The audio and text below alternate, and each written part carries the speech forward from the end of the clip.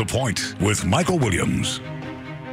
Teams are set for the races for the governor's office in Florida. Congressman Ron DeSantis from North Florida and State Representative Jeanette Nunez from the Miami area for the Republicans, and Tallahassee Mayor Andrew Gillum and Orlando businessman Chris King, who had his own failed campaign for governor, the Democrats, as they try to take back the governor's office from the Republicans for the first time in 20 years. Plus, Democratic Senator Bill Nelson increasing his campaign ads as he tries to hold off a big challenge from Republican Governor Rick Scott. Good morning and welcome. The Labor Day weekend over. Now we're kicking into the final sprint to the general election, and Florida has major contests that are being closely watched in this post-Labor Day period, traditionally the final kickoff. Joining me to discuss that and more, a Democrat and a Republican, Joe Budd, Republican State Committeeman from Palm Beach County, and John Ramos, the Democratic State Committeeman from Palm Beach County, also a member of the Democratic National Committee. We thank you both for coming in.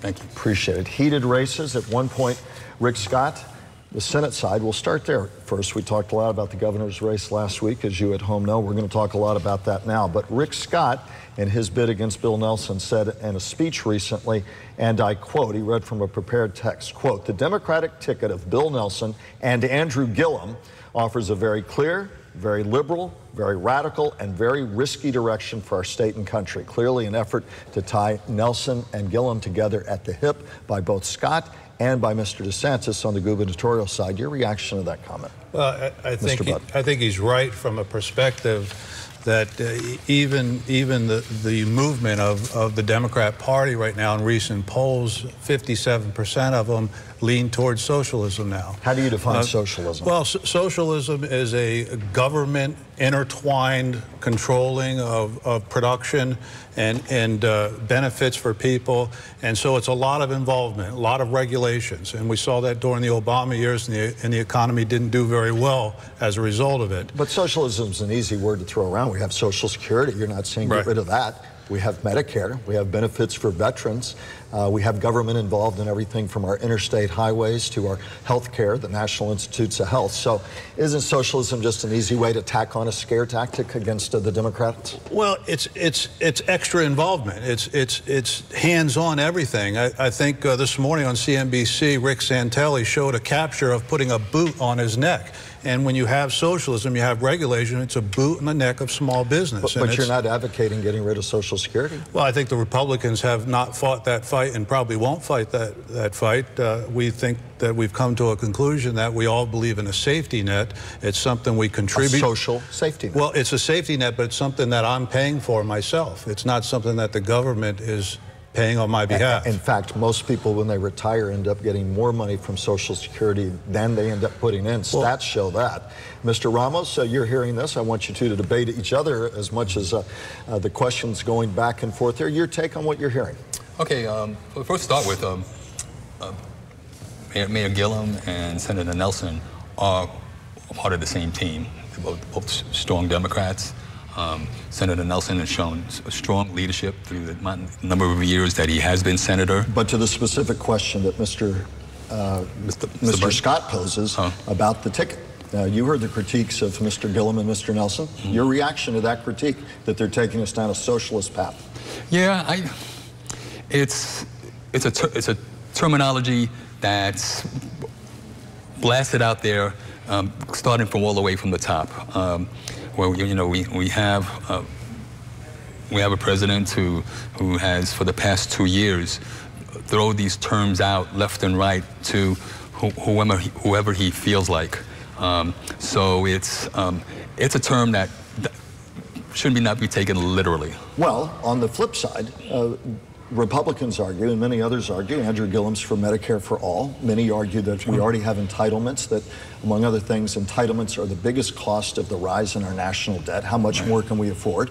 He also supports a rise in the minimum wage to $15 an hour. Small business people are saying, we want to employ people, but we can't employ people or as many if it's a $15 an hour mandated minimum wage. So to that critique that you're going to hear, in which Republicans argue is getting into the business of small business, taking more from them, what do you say to that critique from Republicans and others who have real concerns? Well, first of all, it's an acclamation.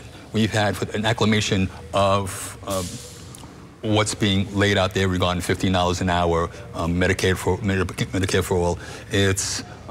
It's a scare tactic. But it's not a scare tactic. Some university studies have suggested, the Democrats have pushed back hard, that Medicare for all would cost in the order of trillions of dollars of additional money that would come from all Americans, whatever their political stripe. So answer that critique, since these two are really running in many ways on a national campaign ticket. Bernie Sanders, some argue, and Andrew Gillum might as well be the same person, and many argue Ron DeSantis and Donald Trump, the same thing. So answer that critique.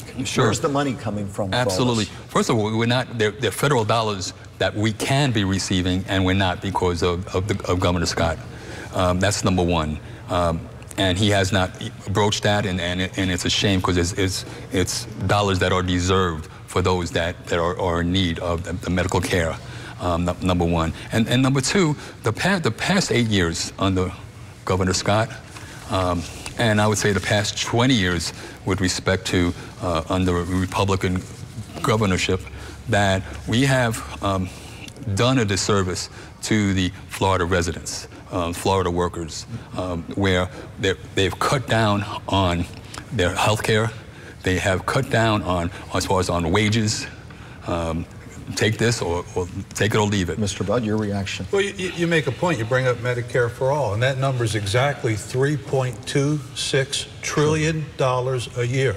Now, think about that. Put that in perspective. You can't say that and not also then have to say we have to have, and we're in favor of the Democratic Party, of massive tax increases.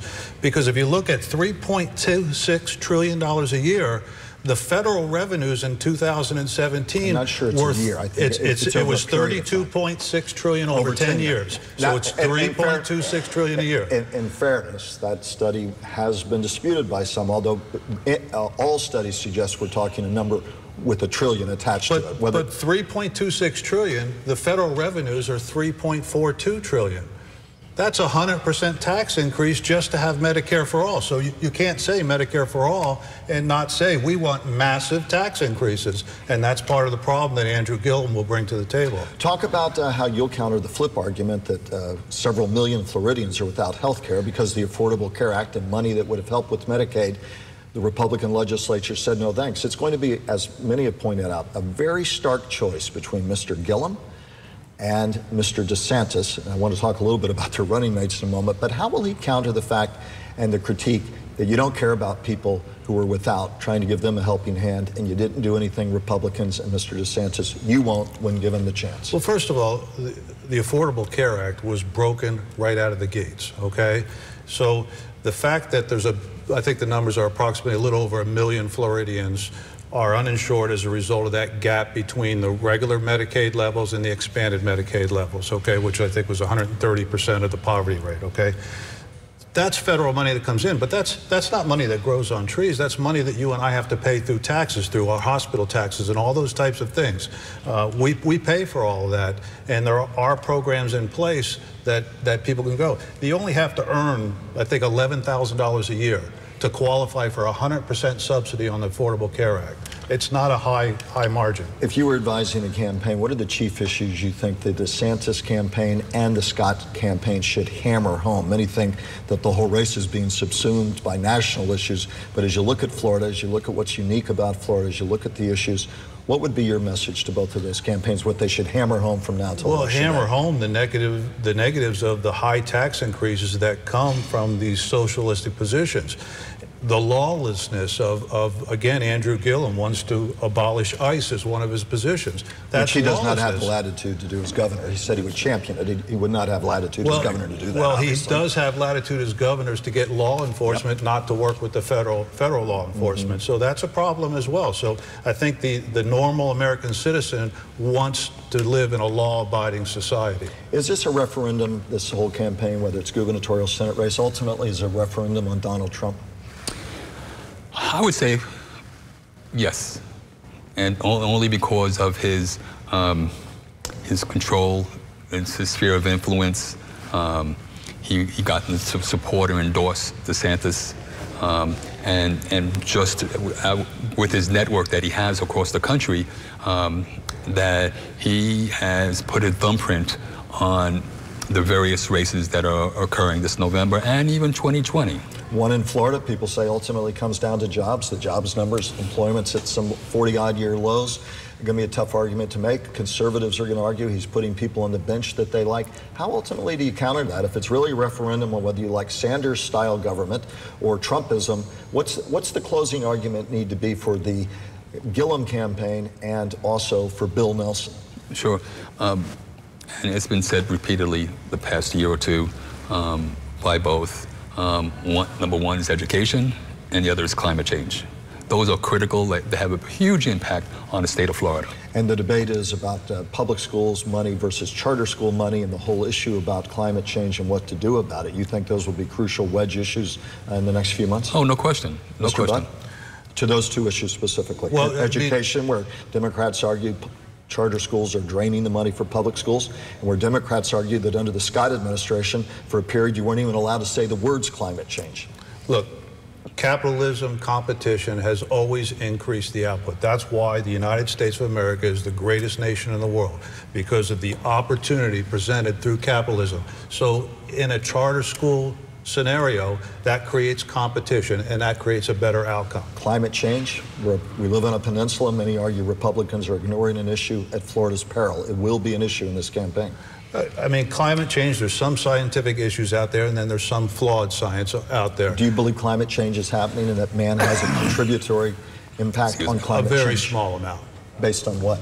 Just based upon, listen, if you're a scientist and you have to falsify science, but in order to the argument prove is you your will opinion, cherry pick and ignore the 97% of scientists who say climate change and man's impact on it is very real, and that you're cherry picking the data when you make that critique. But it's such a small percentage that man's impact on climate change. That's what I believe. That's what I think the data shows. Well, other data would disagree with that. That's going to be a part of the interesting debate. I do want to ask you in closing, I'll begin with you.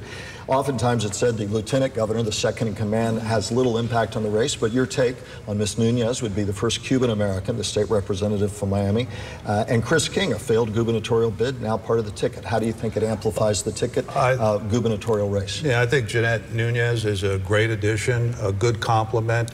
She is from the more establishment wing of the Republican Party in Florida. Having a Cuban-American woman on the ticket for the Republican Party, I think is just awesome. It's really good. And Chris King jumped aboard. Sure. Chris King, I've been through the circuit, following them throughout the state in their debates or bumping into them at our meetings.